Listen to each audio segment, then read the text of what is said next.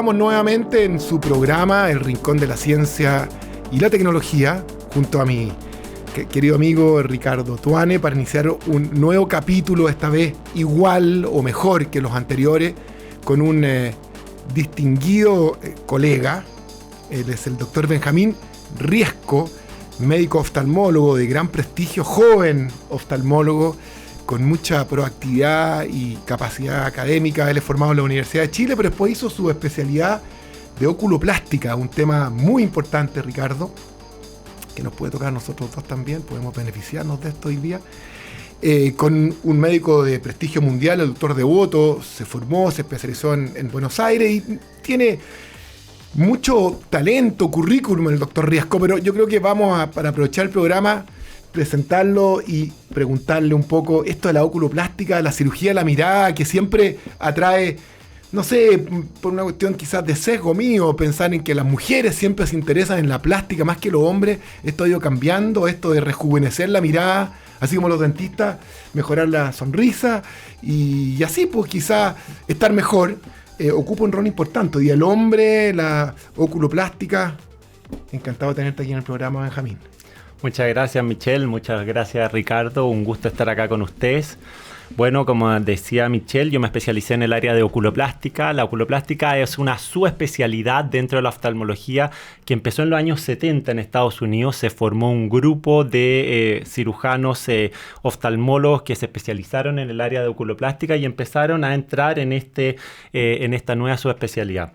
Y hoy está muy de moda esta subespecialidad, sobre todo después de la pandemia, en el cual con todas las reuniones por teletrabajo que tuvimos y al vernos en el Zoom y las otras plataformas, la gente empezó a notar que la carta de presentación con que yo me enfrento al mundo es mi mirada, y cómo mi mirada y mi cara empieza a tener un protagonismo. Y en la medida en que nos obligaron en la pandemia al estar viéndonos todo el tiempo frente a la cámara, empezamos a notar, oye, sí, acá tengo el párpado un poco caído, esta bolsa no me gusta, estas arrugas no son tan lindas. Entonces, la pandemia nos llevó a estar mirándonos en un espejo todo el tiempo. Y eso hizo un boom de la demanda de oculoplástica. Y hoy en día lo que está pasando a nivel mundial y también chileno es que estamos con mucha demanda, tanto en la parte estética para mejorar nuestra imagen, como también de patología, de pacientes que notaron que tenían un párpado un poco caído, un párpado divertido y se están operando.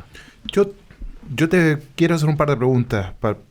¿Cuál es la diferencia entonces entre un oftalmólogo que hace oculoplástica y un cirujano plástico? Para que la gente que te escucha sepa, ok, yo tengo este problema y voy a acudir entonces donde el doctor Riesco o voy a ocurrir donde otro doctor de otra especialidad. ¿Cómo se establecen las diferencias? Muy buena pregunta, Ricardo. Con respecto a eso, la cirugía plástica en general tiene distintas partes y las técnicas quirúrgicas difieren.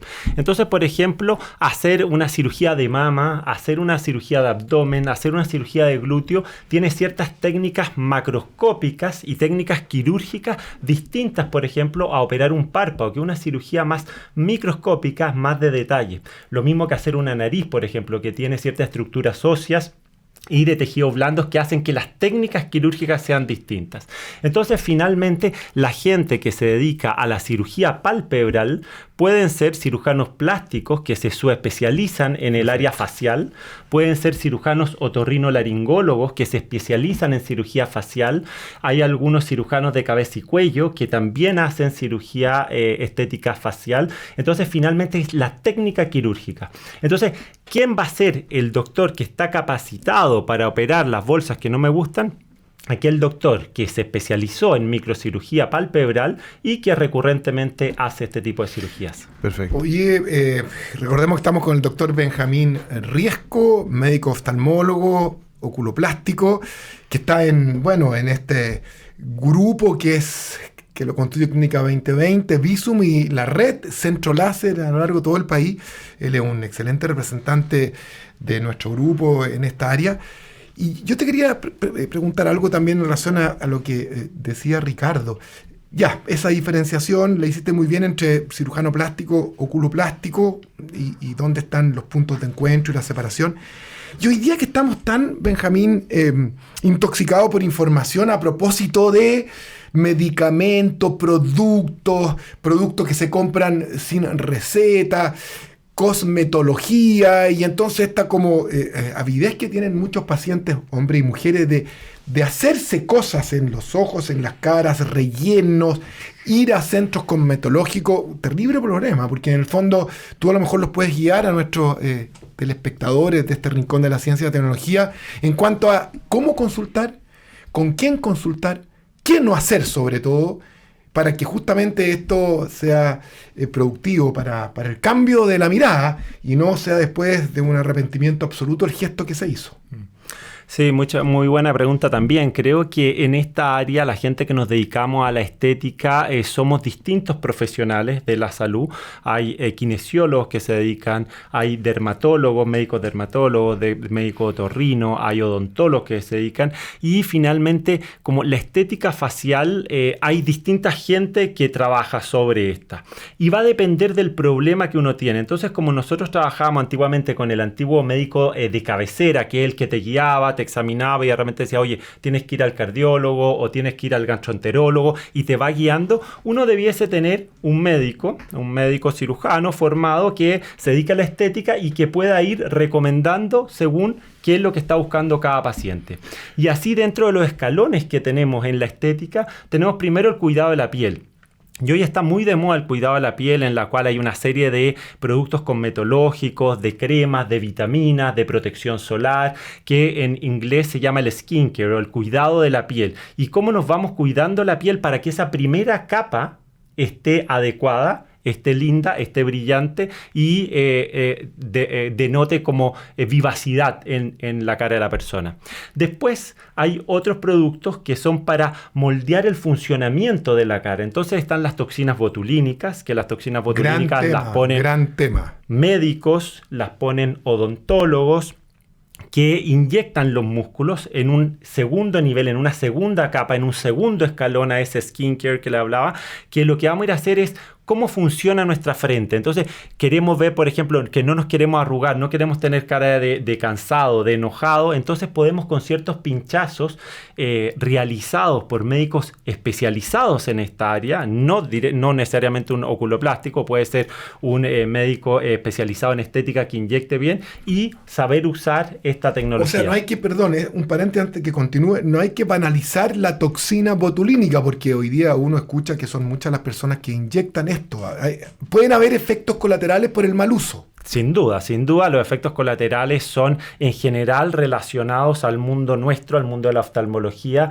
Yo te diría que más o menos el 90% de las complicaciones en toxina botulínica están en nuestras consultas y son esos pacientes que nos llegan por una visión doble después de inyectarse toxina botulínica porque los músculos no les funcionan bien, o una ptosis palpebral, es decir, se te cae un párpado porque inyectaron en un músculo inadecuado, o una asimetría facial, por ejemplo, que uno no puede comer bien la comida porque se te cae, porque inyectamos un músculo malo. Entonces, sin duda que los inyectables en este segundo eslabón que estamos conversando, que es toxina botulínica, ácido hialurónico y otros bioestimuladores que son para mejorar la calidad y la turgencia de la piel, deben ser realizadas por médicos especializados en medicina estética y en inyectable y que sepan manejar sus complicaciones.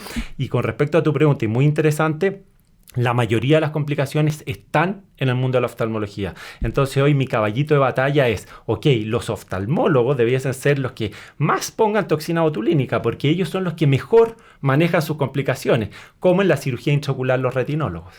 Muy bien, gracias por el pase. Me parece súper bien la forma en que te aproximaste a esto. Déjame darte una mirada un poco distinta. La estética va cambiando de acuerdo a cómo cambian los tiempos. Y es así, por ejemplo, que Rubens, este pintor maravilloso de hace algunos cientos de años, generaba como la estética de esa mujer voluptuosa. Hoy día, en la década del 60, aparecen estas modelos muy flacas, con Twiggy, ¿no es cierto? Por lo tanto, la estética no es un elemento permanente.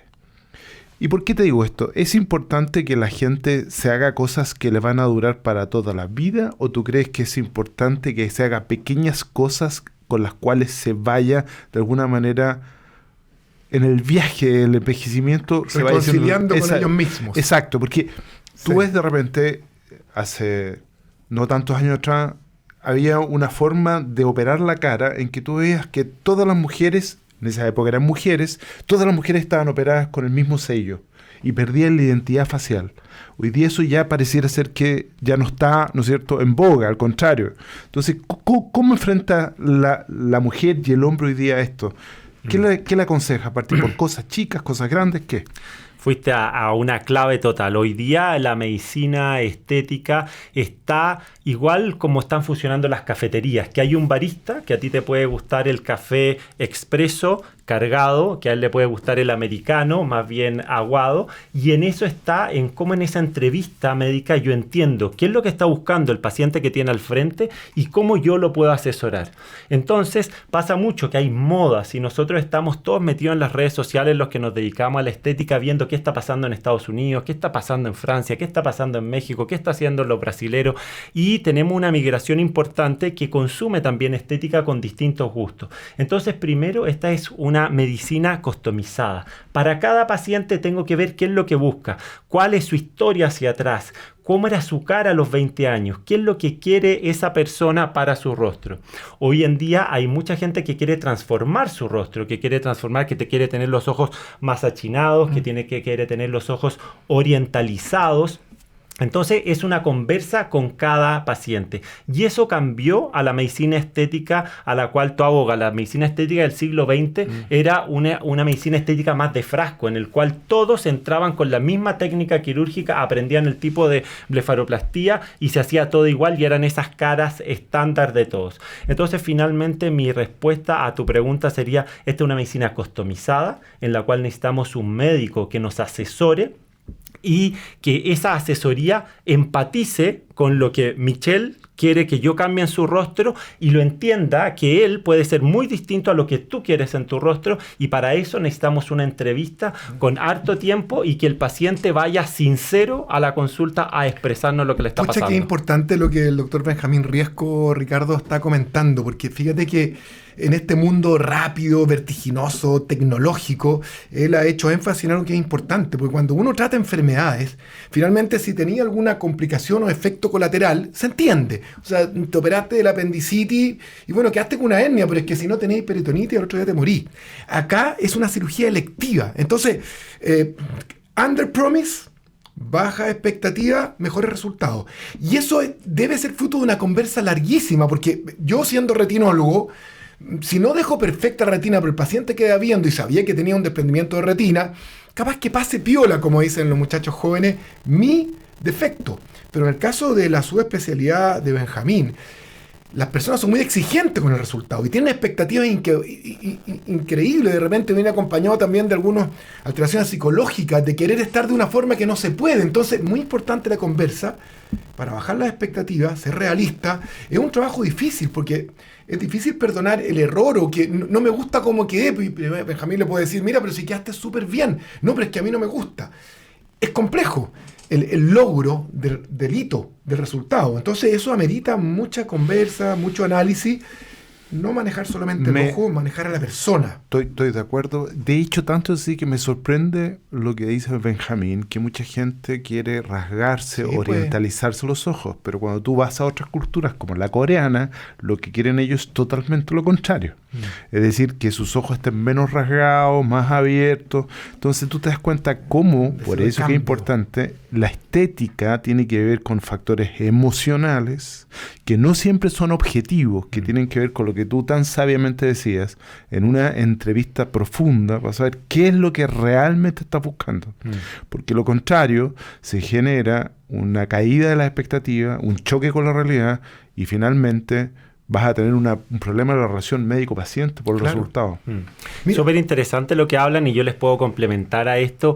Primero, Michelle, esta es una cirugía de expectativas. Entonces, la relación que yo tengo con mi paciente es una relación en la cual yo tengo que empatizar con él y entender qué es lo que viene a buscar. Y no es una receta de cocina que yo llegue y ofrezca a todos lo mismo. Entonces es muy importante eso. Y lo segundo es entender cómo en ese vínculo que voy armando, el paciente realmente va a poder adquirir lo que viene a buscar. Y cuando tú me hablas de pacientes que puedan tener problemas emocionales, problemas de salud mental, yo tengo que darme cuenta de eso y saber si es el momento o no, porque el paciente insatisfecho es el que no obtuvo el resultado que buscaba y es subjetivo. Entonces, cuando hay problemas emocionales, puede ser un gran problema este tipo de paciente. Sí, Vamos ahora al bloque. Sí, vamos ahora, tenemos una pausa, la agradecemos.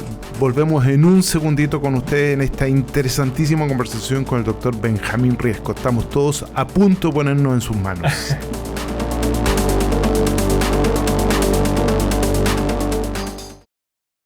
Agricultura TV.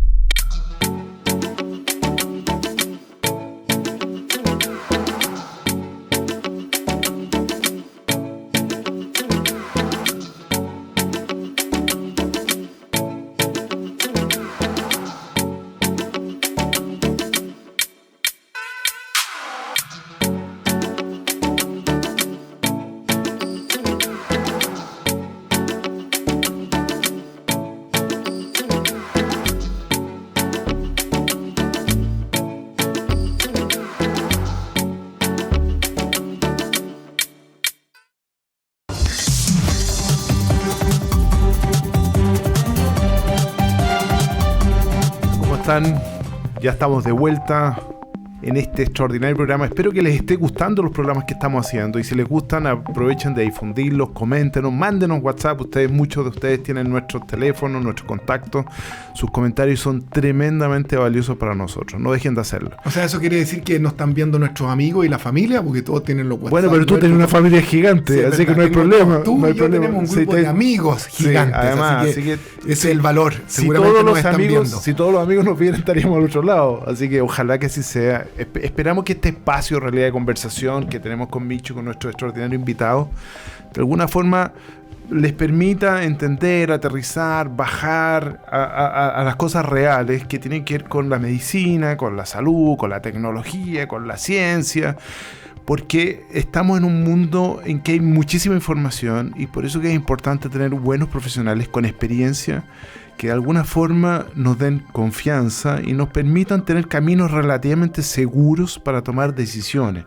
Oye, hoy día, frente a cualquier cosa, a ti te pasa, hay un examen ligeramente alterado, un hemograma alterado, y llegan los pacientes, porque lo ven antes del examen, llegan los pacientes y dicen: doctor, me estoy muriendo, o tengo esto, googleé, y en realidad muchas veces las cosas son más simples de lo que parecen, y las cosas son más frecuentes de lo que parecen, y tienen una solución más sencilla de lo que parecen también. Fíjate que ahora, Ricardo, que con Benjamín Riesco, nuestro invitado, médico oftalmólogo de esta red Centro Oftalmológico Láser 2020 y Visum, estábamos mirándote ahí en tu close-up y decíamos nosotros: mira, Ricardo siempre fue, a propósito, distinguidos telespectadores, radio escucha, siempre fue un hombre muy bien parecido, Ricardo.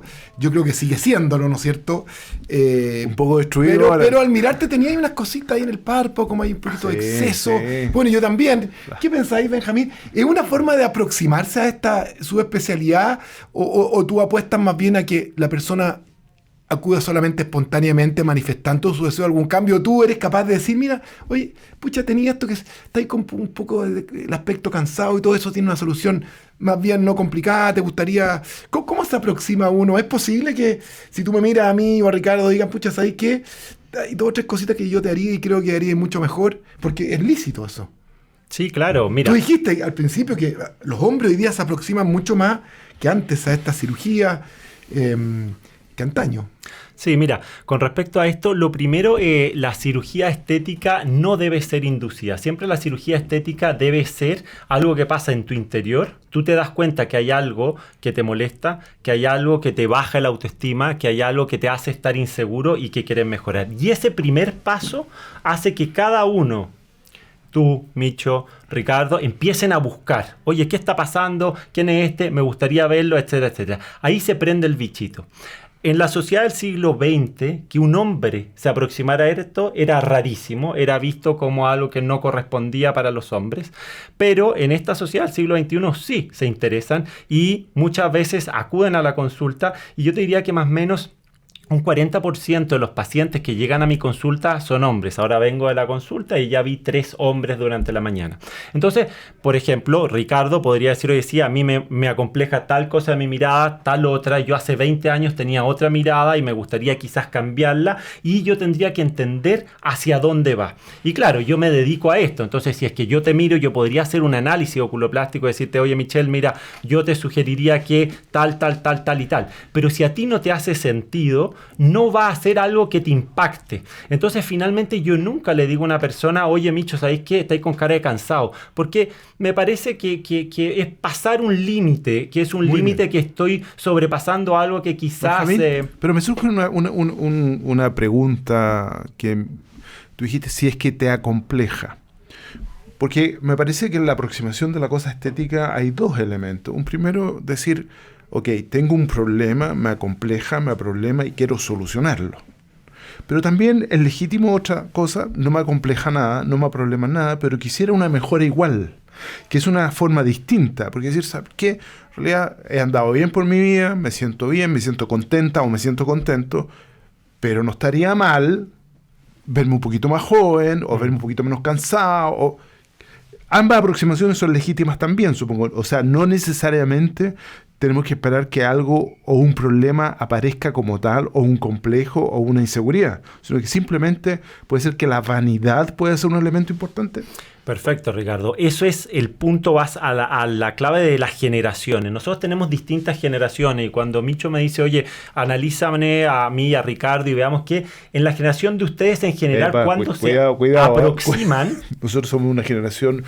Nosotros, sí, quiero recordarte algo, nosotros fuimos último modelo también, hoy día nos hemos convertido en clásicos. Cuando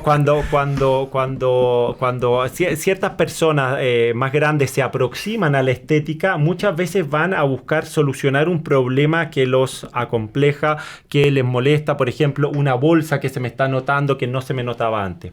La generación millennial hoy se aproxima para mantenerse como está o para cambiar ciertos rasgos que no le gustan. Entonces yo tengo muchos pacientes entre 25 y 40 años que vienen a mi consultorio y me dicen, yo me siento muy bien, me siento muy empoderado conmigo mismo, me gusta, me siento atractivo, pero quiero tal cosa o tal otra. O, ¿sabes qué? Me gustaría tener los ojos un poco más rasgados por tal motivo. Oye, y no le acomplejan. Entonces, estás en lo correcto. No toda la estética va a algo que te acompleja, sino es mantener. Y en ese sentido, la estética funciona como un gimnasio. Si es que yo estoy yendo todo el tiempo al gimnasio, mantengo las atribuciones estéticas de mi cara o de mi cuerpo por más tiempo.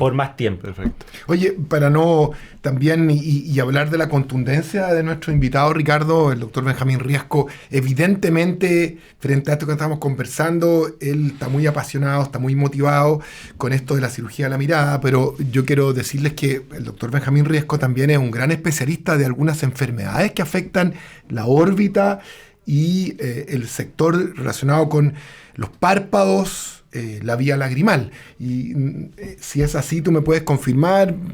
Yo he visto en los congresos participar mucho Benjamín, que es un hombre muy académico, él forma también a becados y es un hombre muy activo en el área de la ciencia relacionada con nuestra especialidad.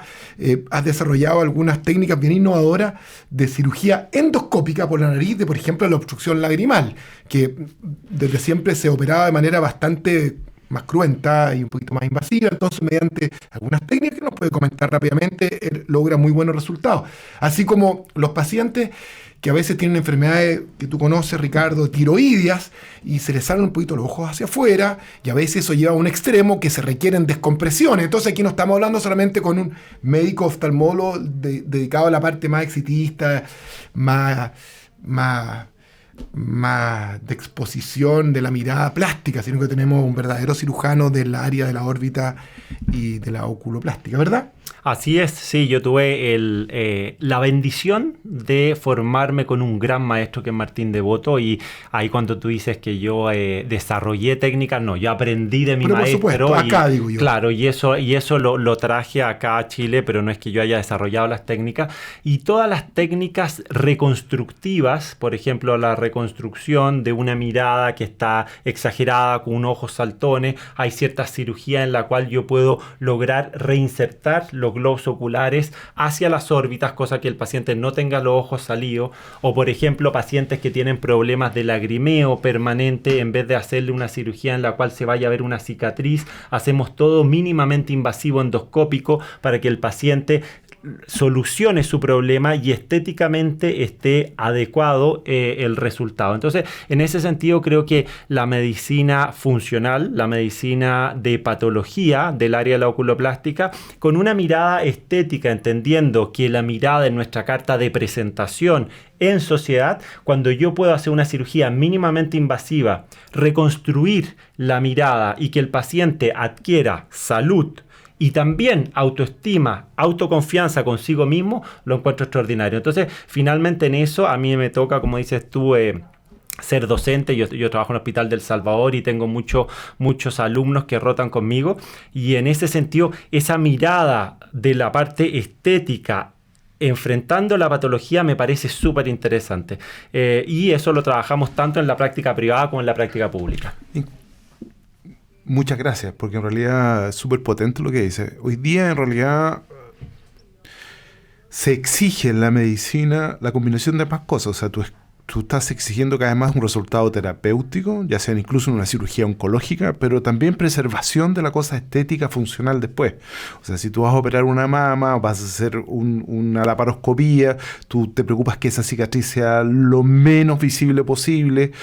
Antiguamente había que ser más pragmático. Les voy a poner un ejemplo a todos.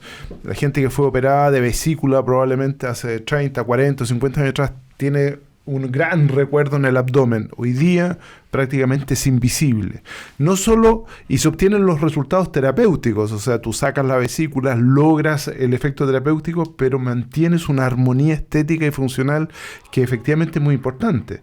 Entonces, cuando tú tienes un experto que hace las dos cosas al mismo tiempo, que está preocupado de la mirada estética y además logra la recuperación funcional por el tratamiento de la enfermedad, es una combinación casi perfecta.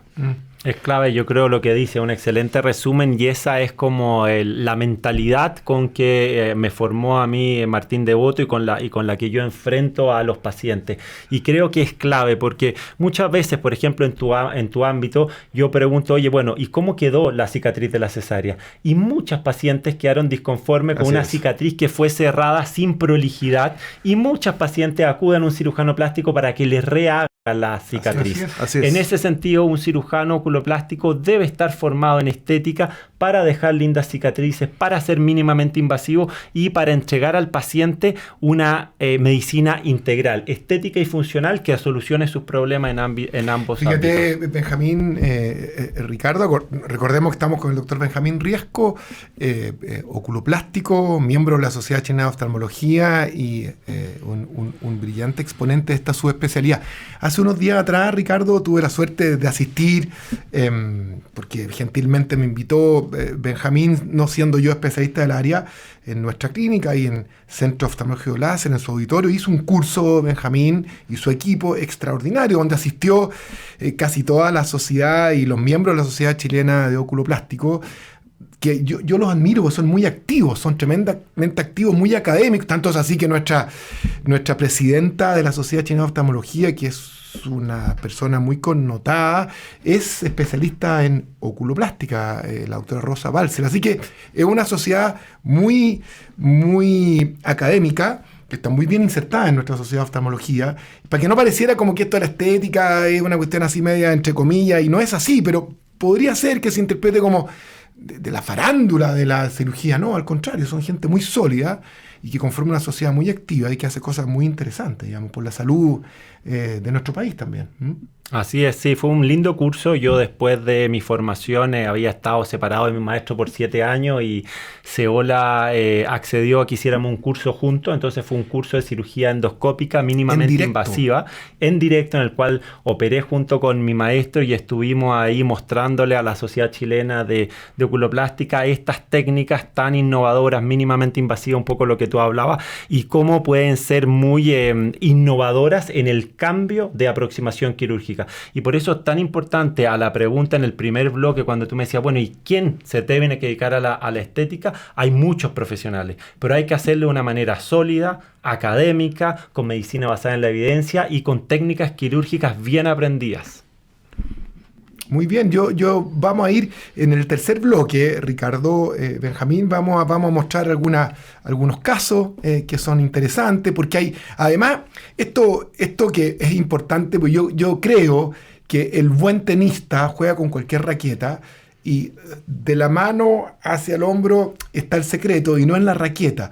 Bueno, yo creo que en estas cosas también es muy importante la mano y el talento del operador, que como tú bien dices, es un artesano que hace muy bien lo que algún artista inventó, y en la medida que tú lo hagas muchas veces y tengas talento, lo vas a hacer bien, pero es difícil inventar cosas. Yo quiero polemizar contigo. El buen tenista es de la mano hasta el cerebro. Hasta el cerebro, porque muy bien. Es ahí el motor fundamental muy de bien. la toma de decisiones, porque el buen tenista no solo tiene que pegarle bien, sino que tomar buenas decisiones, y el buen cirujano no solo tiene que ser hábil con el instrumento. Completaste muy bien el argumento, por eso que hacemos un tan buen programa, El Rincón de la Ciencia, Ricardo. Un buen cirujano muy importante. No es solo el que opera bien, sino que el que toma buenas decisiones al momento de operar. Muy cierto. Lo que yo quería complementar, y a ver si en la segunda parte, entonces... Tercera parte. La tercera parte de este programa lo tocamos, es que hay instrumentos, hay técnicas, hay equipos que permiten que tú lo hagas mejor, ¿verdad? Así es, pues vamos a la tercera parte y ahí les voy a comentar. Al tercer bloque de nuestro Rincón de la Ciencia y Tecnología, hoy día con Benjamín Riesco y por supuesto siempre con el doctor Ricardo Tuane.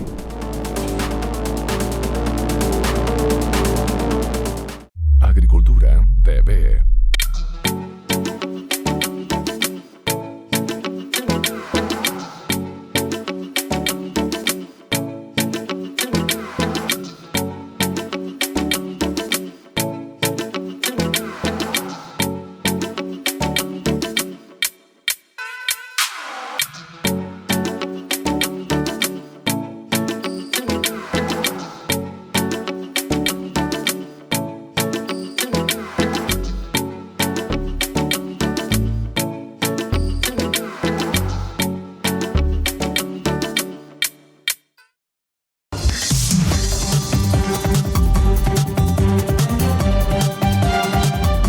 Bueno, en este tercer y último bloque de este tan buen programa, junto al doctor Benjamín Riesco y Ricardo Tuane, vamos a pedirle a Benjamín que mezcle la palabra con las imágenes, que son siempre tan importantes, ¿no es cierto? Acompañar una buena imagen vale más que muchas palabras. Esa es una sabia expresión. Y por ende, cuéntanos acerca de algunos casos interesantes que has tenido para que los radioescuchas y televidentes vean un poquito esto en imágenes. ¿Qué técnicas nuevas puedes ofrecer, etcétera, Benjamín? Perfecto, vamos a empezar entonces con algunos casos clínicos. Importante saber que todos estos pacientes tengo autorización para mostrarlo, y vamos a mostrar un poquitito cómo podemos cambiar la mirada y cómo podemos cambiar la percepción con ciertas técnicas quirúrgicas. Entonces, en el primer caso clínico tenemos un paciente de aproximadamente 60 años que acude a la consulta porque siente que sus párpados están caídos, que tiene una mirada cansada.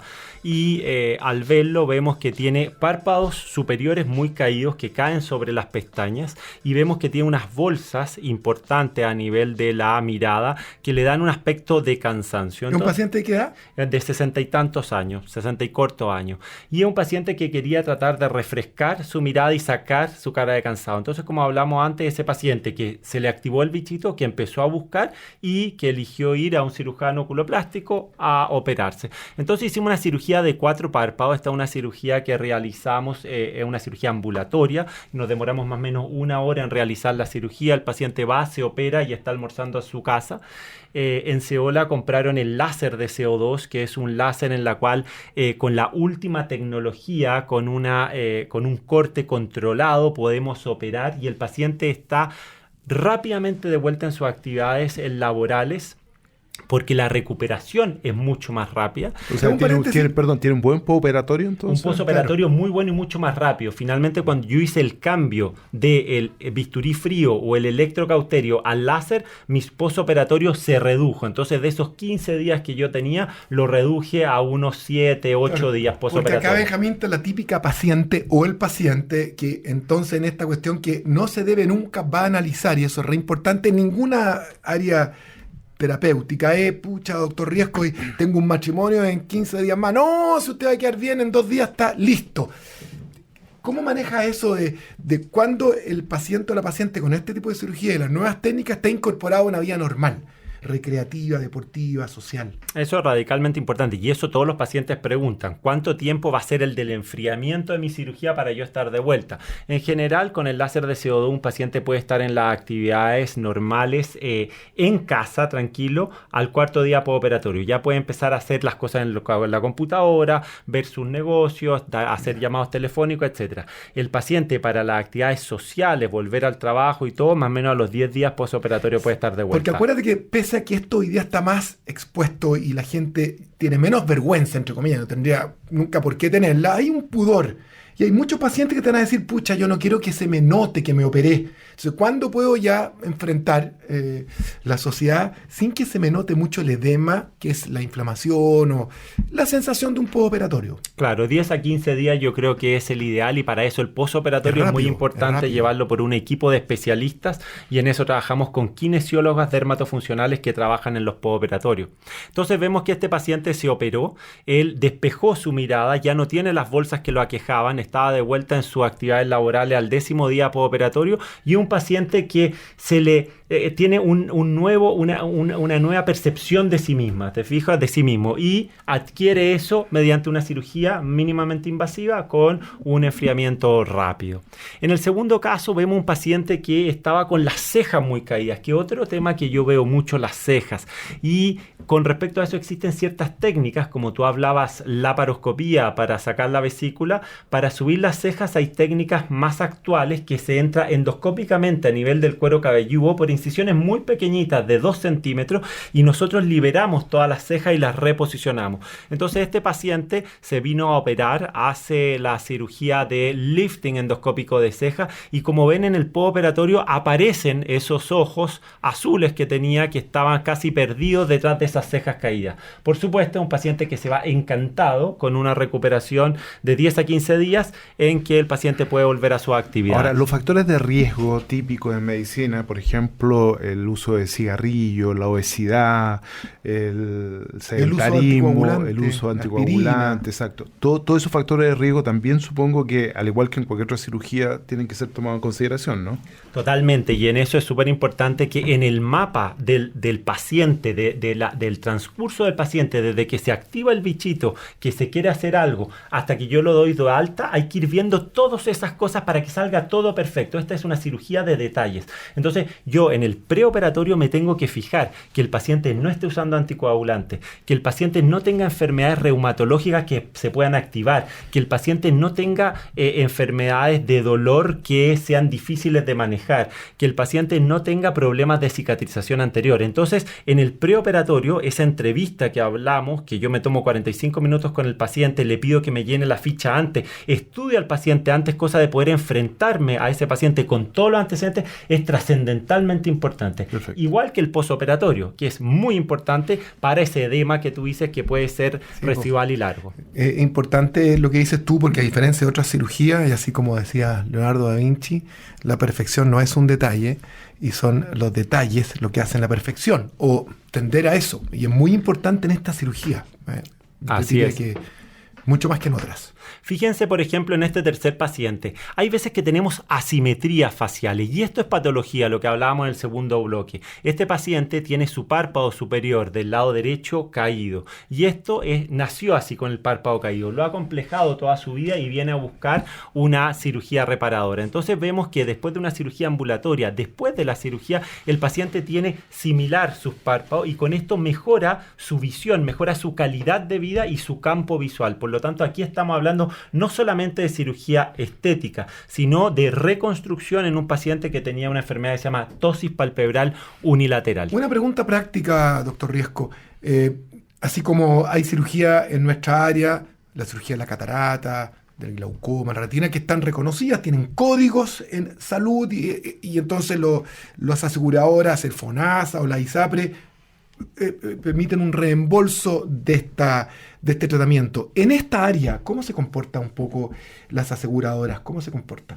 Con respecto a eso, está estipulado que el paciente que tiene un problema de los párpados se puede medir, objetivar el problema. Entonces hay ciertos exámenes clínicos que uno puede hacer y objetivar el problema que tiene. Entonces, muchos pacientes que tienen un problema clínico, se le pide un examen, por ejemplo, de campo visual, y si existe una mejora en el desarrollo de ese examen al levantar el párpado, la ISAPRE va a hacerse cargo y reembolsar eso. Pero eso está muy bien estipulado y hay ciertos pasos que hay que seguir para que puedan reembolsar en su aseguradora. Buena pregunta, porque efectivamente muchas personas de repente se abstienen incluso de consultar porque dice, esto a lo mejor me va a ser muy caro, no tengo cómo enfrentarlo económicamente, y si eso efectivamente puede ser reembolsado o apoyado por alguna compañía de salud o incluso por FONASA, ya que está codificado, puede ser una buena alternativa.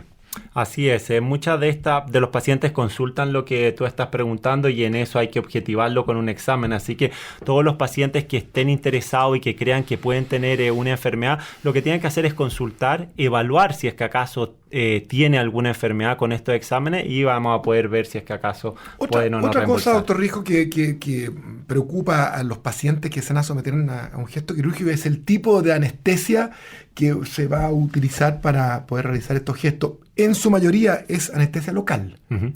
Sí, eso es muy importante. También han habido muchas casos que aparecen en los noticieros de pacientes que tienen problemas con la anestesia, incluso pacientes fallecidos por dar cirugías de este tipo en lugares que no están acreditados y que no tienen toda la seguridad. Y por eso es muy importante 3 claves en esto. Primero, entender qué es lo que me pasa y qué es lo que yo busco. Y eso es una cosa que uno tiene que interiorizarse y entender qué es lo que a uno le pasa y cómo buscar la mejor ayuda posible.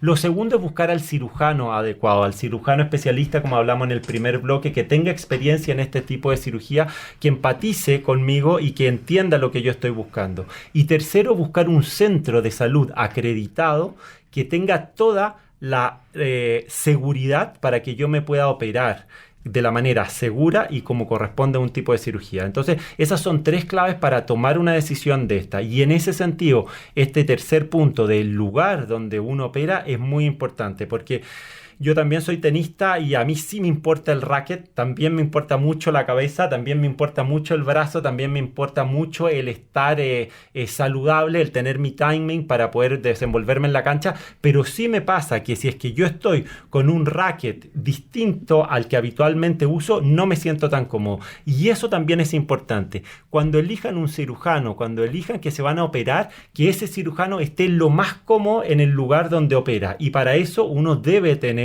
un sistema de quirófano que apoye en esa seguridad y en esa tranquilidad que tiene el cirujano cuando yo me voy el lunes y el martes a operar, que me siento como que llego a casa. Nos tenemos pendiente un tenis los dos, ¿ah? Está pendiente, está pendiente. Oye, finalmente, yo no sé, Ricardo, hay tantas preguntas que se pueden hacer, ha sido súper claro, Benjamín, en esta área.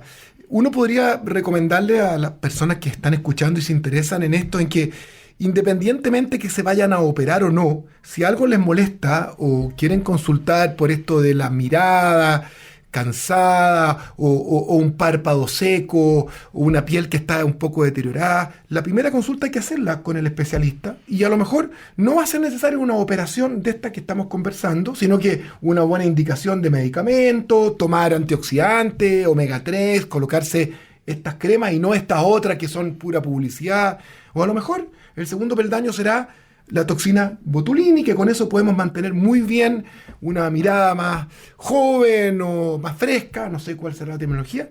y después el tercer peldaño será efectivamente podemos someterlo, pero ese es el procedimiento, ¿no? Tal cual, eso es, lo resumiste perfecto. Finalmente, si hay gente que está interesada, tiene que ir subiendo por los escalones. No tenemos que ser agresivos inmediatamente. Cuando uno va a un doctor, inmediatamente te ofrece una cirugía muy grande, muy invasiva, y no te has hecho nada antes, es quizás que no estás entendiendo bien al paciente que tienes enfrente. Cuando tengo un paciente que se ha hecho una serie de cirugías estéticas, que entiende bien de qué se trata este mundo, quizás puede ser que inmediatamente le ofrezcamos una cirugía, y ahí va a depender del barista que hace el café, qué paciente yo le voy a preparar y qué le voy a dar. Pero los peldaños es trascendental, lo que tú dijiste, y esto es como ir al gimnasio. Necesitamos, si es que nos queremos preocupar de nuestra cara, de nuestro rostro y estar saludables, estar juveniles, tenemos que estar todo el tiempo preocupándonos en estos escalones que conversamos. O sea, al paciente le podríamos entregar el mensaje, Benjamín, Ricardo, de que si la primera entrevista con el doctor tiene un ofrecimiento muy invasivo, es mejor pedir una segunda opinión igual, ¿no es cierto? Yo creo que siempre en medicina está bueno segundas opiniones, y siempre que uno va a someterse a algo, creo que la segunda opinión es importante. Y para terminar, decirles que el primer escalón, el cuidado de la piel, es algo que es rutinario. Todos los días nos tenemos que estar haciendo. Todo lo que son los inyectables, que es el segundo escalón, en general son 2 o 3 veces al año.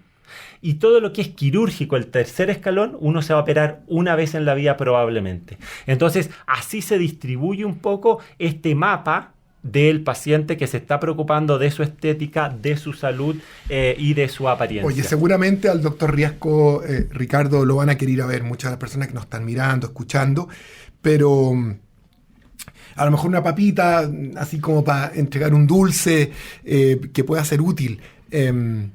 A nuestros 60 y pico años o a partir de los 50, ¿tú crees que siempre este skincare, el cuidado de la piel, con algún producto es necesario? O sea, yo voy a ser bien honesto cuando mi mujer, que siempre quiere que yo esté mejor y todo, me dice, pucha, hay una cremita, ¿por qué no te colocáis? Yo siempre digo, no, mira, la verdad que soy un poco reacio, quizá muy rústico al respecto en mi respuesta. Pero ¿tú crees entonces como recomendación que eso sí lo puedes recomendar? ¿Algún tipo de producto que siempre debamos de colocarnos a partir de cierta edad? Yo lo que creo es que sí. Esto es igual que cuando uno va a empezar a hacer ejercicio. Tú eres deportista de toda la vida, pero si un amigo tuyo de tu edad te dice, oye, yo quiero empezar a jugar tenis, tú le vas a decir, sí, bueno, partamos, está bien, uno puede. La piel es el órgano más grande del cuerpo. Y en la medida que lo empezamos a cuidar, aunque sea con más años, más grande, va a ser beneficioso. Entonces yo creo que sí, que uno, si es que acaso le entró el bichito, tiene que empezar con ese primer escalón. Ricardo. Lo segundo a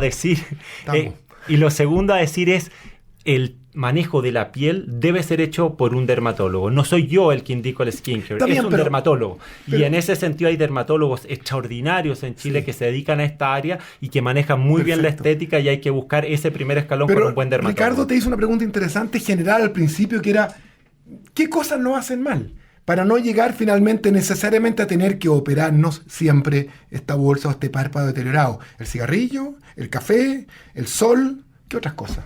Tal cual, cigarrillo, el sol, el café, el estrés. Hoy en día se ha visto que el dormir bien, el trabajo, que el tener una arquitectura de sueño importante es crucialmente importante. Y también lo que está entrando con mucha fuerza es la alimentación. Piensen que lo que nosotros nos alimentamos como si fuera una pastilla que nos estamos tomando. Entonces, cómo nos estamos alimentando va a ser la medicina estética del futuro. Entonces, la prevención del sol, la vida saludable, el ejercicio, el buen dormir y la alimentación sana son trascendentales para mantenernos saludables, y eso estaría como antes de ese skincare que hablábamos, que sería las conductas de vida sana que nos van a tener sanos tanto físicamente, nuestro rostro, nuestro cuerpo en general, pero también nuestra cabeza, y es trascendental.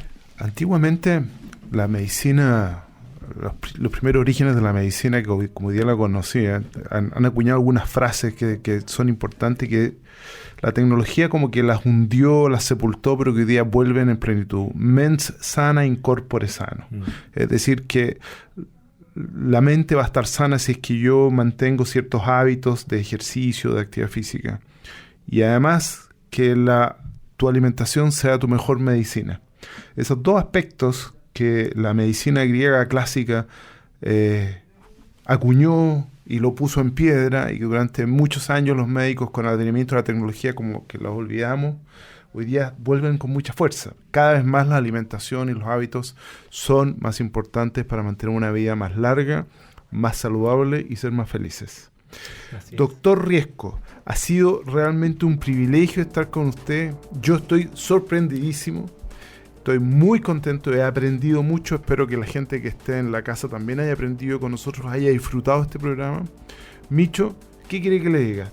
Yo voy de nuevo con el corazón calentito porque creo que estamos aportando poquitas cosas con profesionales topísimos como esto, que nos enseñan y nos aterrizan conceptos que son muy importantes. Un profesional potente. Sí. Es una palabra acuñada por Ricardo. A gusto traerte, Benjamín Riesco, porque eres una persona muy sólida y que además explicas muy bien lo que sabes, y que es mucho. Así que además es un gusto compartir contigo esta tribuna. Así que nada, muy buen programa y muchas gracias. Muy agradecido, cuando quieran. No, de seguro te vamos a tener de nuevo. Y nosotros, Ricardo, nos vemos la próxima semana de nuevo. El próximo capítulo de El Rincón de la Ciencia y Tecnología con Radio Agricultura y Agricultura TV. Ayúdanos a compartir. Chao.